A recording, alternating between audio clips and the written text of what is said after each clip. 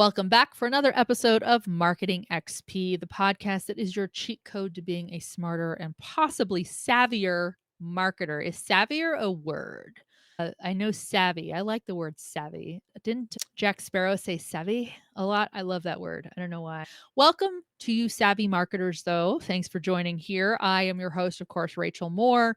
And you all, I am going to refer to you now. And if we build some community around this podcast, you shall henceforth be known as my little urchins. Yeah, that's a little bit of a ripoff from Lady Gaga, where she calls her audience her little monsters. I'm going to call you all my little urchins, and it will make a lot of sense as we dig into today's topic, which is UTMs, the breadcrumbs of business marketing. What is a UTM? I am constantly stunned by how many marketing and comms professionals I know in the universe that I occupy don't know what a UTM is. That's cringe, y'all. You're about to know what it is. And once you know what it is, you're never going to not use them. You will always use UTMs. I think of Hansel and Gretel. Do y'all remember that? It's such an old school fairy tale, but Hansel and Gretel go in the forest, and actually I think they're one of their parents, and it might be a step parent. It's always a step parent. Is trying to lose them in the forest, but they'll leave breadcrumbs so that they can find their way back. So that story gets really dark. Let's not go there. You can go look it up. But UTMs are essentially your breadcrumbs to figure out how people are finding their way to your website. Okay. Why wouldn't you use something like that? Especially those of you out there who are using omni-channel marketing. And when I say that, I'm talking about, well, I'm trying to market our website in emails. And I'm also putting it out on social media. And we try to put them out in referrals and stuff like that. We have affiliate marketing. And maybe we actually advertise on podcasts. Or you do a TV ad on the Super Bowl. If anyone's listening to this and are doing that, give me a shout out, because man, that's some top tier listening. You got some budget. Let's talk. But you will want to know which one of those methods, or which of those methods worked the best. Who brought you the most traffic? And more to the point, did they bring you traffic to your website that resulted in conversions, in sales? Did you get emails out of it? You want to know why those channels are performing well, because then you know where to spend your time. Time is money. Y'all, there's so many reasons to use UTMs. Well, let's get into this. UTM stands for Urchin Tracking Module. That is in no way intuitive, but here's why it's called that. Urchin is the company that first devised this method, this tool, this feature of making a website link trackable, so that you could, as someone got to your website, it's got all this code on the link that tells you exactly where that person originated from. And you get to save that in your reports. Now, Google bought Urchin, but they never changed the name from UTMs, Urchin Tracking Module. This is why it's still called that. It's also why I'm calling you my little urchins. But that's exactly what happened with it, and that's what they are. So I'm going to walk you through this. Now, first of all, let's think about your website, your .com. Or this may not be your personal website. It's probably your business website, okay? So whatever .com, .net, .biz, .info, whatever, .org, .gov, whatever you're using, that is your gold. That is your Rome. You are trying to make everybody, it's like all roads lead to Rome. That's where you're trying to get people to go to. That is the end all be all, the ultimate destination, because probably on your website, you have a means to capture people's emails, or you have shopping carts where they can buy things, which means they convert as a sale, right? You want to get them to your website. So let's do this. Hey, I really want people to go check out my podcast. So let's say you're about to share your website link. I have my website link here, but wait, there's more.com // marketing XP / podcast. I want to go share that out.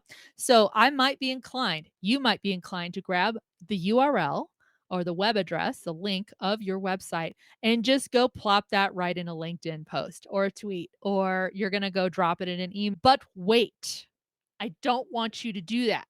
Because before you share it anywhere or everywhere that you want to share it, don't you want to be able to distinguish where you're sharing that link and then which one is resulting in the best traffic for you? Yes, you do. So let's use my website as an example. Is because now you're going to make a unique link. You're going to be like, well, there's one link for the sales email and there's one for my LinkedIn post. But now I'll be able to track. So I'll get to how we track that in a moment and where it's tracked. But I want to create a UTM link. So there, let's get to point two. That is when you want to add UTM parameters or values to this website link. Right now, let's say you're on your laptop or your mobile and there is an ad appearing somewhere on the page. I just invite you as you click on an ad, or let's say you click on a link that's on a page that may not have much to do with that page, but you're interested in it. So you're going to go click on it. Just go look at the link. After the .com is their stuff. That's tracking. And you can create that same thing. So remember I said I'd want to share out this website link, but wait, there's more.com / marketing XP / podcast. But I'm going to share it out on a LinkedIn post and a sales email. So what I want to do is create specific UTM links for each of those channels. So there is this free tool, and everything I'm talking about is free right now. You should all be using it. It's great. There's a free tool. It's Google's campaign URL builder. So remember, I know we talked about UTMs, the breadcrumbs of business marketing, they're UTM codes.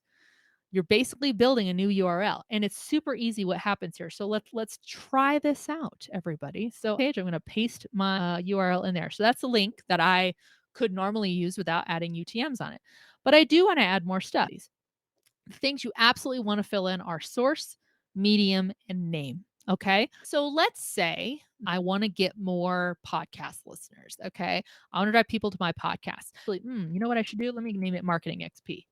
And this can be anything you want it to be. You could call it unicorn. And it has nothing to do with it, but like that's what I want to call it. I tend to find it easier when I'm like, well, this is part of an overarch effort, a campaign effort. Okay, so I said, okay, Marketing XP is a campaign name. Now is where we get to how am I telling the link and how am I going to track where I'm sharing this link? So first it's saying, well, the source, then maybe that's Google or newsletter. Remember I said, well, I'm going to in a LinkedIn post, I'm going to put LinkedIn as that campaign source. And I have some options. Am I placing an ad on LinkedIn? No. Am I adding this link in my portfolio on my profile? No. But what I am doing is I'm putting it in a feed post. I can call it a post, call it feed post.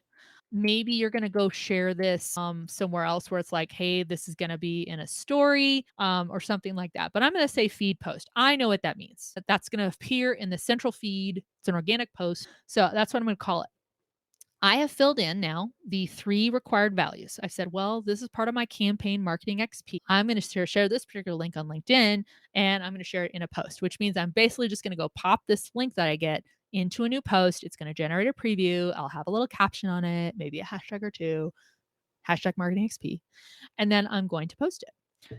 So it's created a longer link that now has some code on it.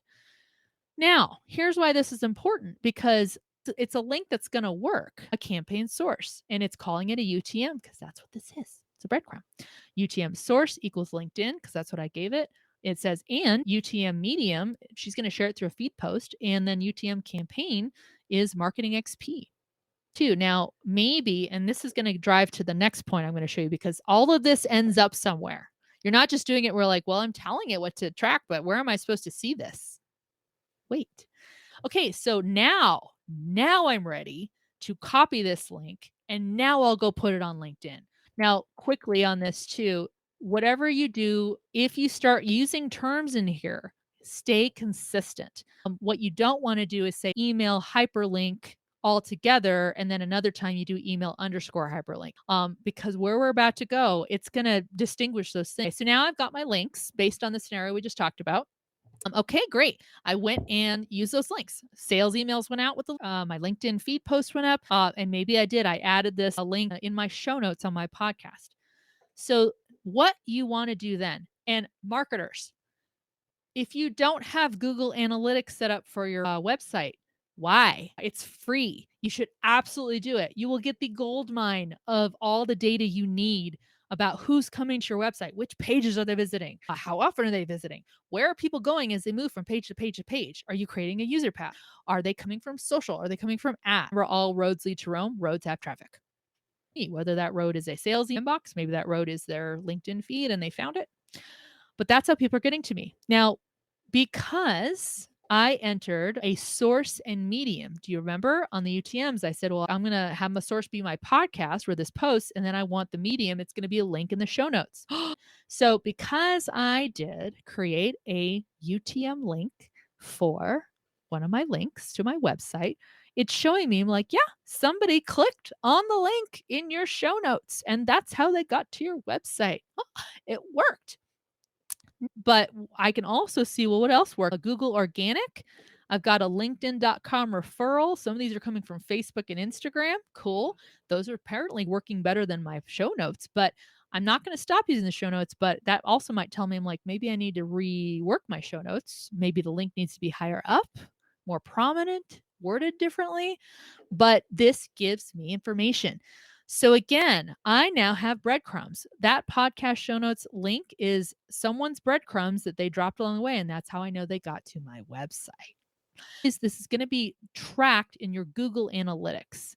So that's where you want to make sure you have Google Analytics. It's got to be connected to your website, so it's tracking stuff.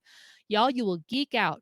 It's so interesting to be able to see all this. That's all the stuff that it's tracking, and it's tracking people and how they're getting to your website, which pages, their user flow, and everything. How long are they staying on your website?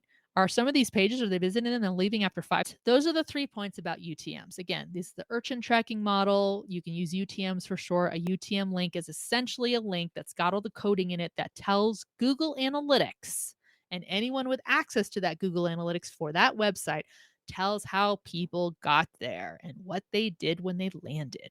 So, very important, all free. Not free for the labor costs. It's a lot. It's time to put together and it's time to assess. So worth it. And if you, my dear listener, start using UTMs on a regular basis, you too will be my little urchin and you will graduate into urchinness. And it's amazing. Do it. Do it all the time. And of course, you might guess that my tooltip for today is Google Analytics. All right. There's no reason not to set it up. To set up Google Analytics, you'll either need access to the coding of your website. What it typically has you do, it has you add a little bit of HTML coding into the header or whatever appears on every page of your website. Usually it's a header or a footer, but it has you put it in there because that's how then Google's like, great, I've got access to every single one of your website pages, the new ones you create and the existing ones, and it can track what people do on those pages. So you need to do that. There is a way to do it through Google Tag Manager. That has eluded me. I don't know how to do it. Maybe I'll learn how to do it and do an episode. But that is a way to do it if you may not have access to the coding of your website, but you have some connectivity with your website. But you want to set it up because the moment you do, it's going to start tracking who's visiting your website.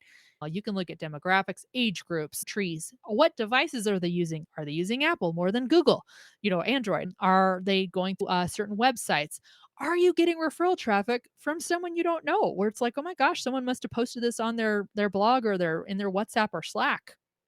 How am I getting people? You want to know all this stuff. It makes you a better marketer because then you have data to make decisions with. All right. Woo. Thank you all for listening. You are my little urchins, especially if you make sure you're starting to use UTMs. And y'all, if you run across someone who doesn't know what that means, just educate them quickly. And it's super easy. I mean, just literally go click on an ad on a web page that you're visiting, and you're probably going to see, oh, it's telling me and telling their Google Analytics where I clicked on this from. So do evangelize UTMs. They're amazing. They should be used by all marketers and even broader teams as well. And also, please use this podcast and use the review feature on your podcast app, wherever you're listening to this podcast. I love your ratings because then I know if these are even worth it to you. But also, if you visit my website at butwaitthere'smore.com/marketingXP, you'll see a form there where you can suggest future topics, and I will take those under advisement. Love to tackle whatever you find interesting lately or whatever you need. This is meant for you to level up your XP, your experience in marketing, because I have a lot. Do I know everything? No. But why can't we try to know everything? That'll be fun. All right. Thank you all for listening and watching. I hope you have a great rest of your whatever. And I'll see you on the future episode of Marketing XP.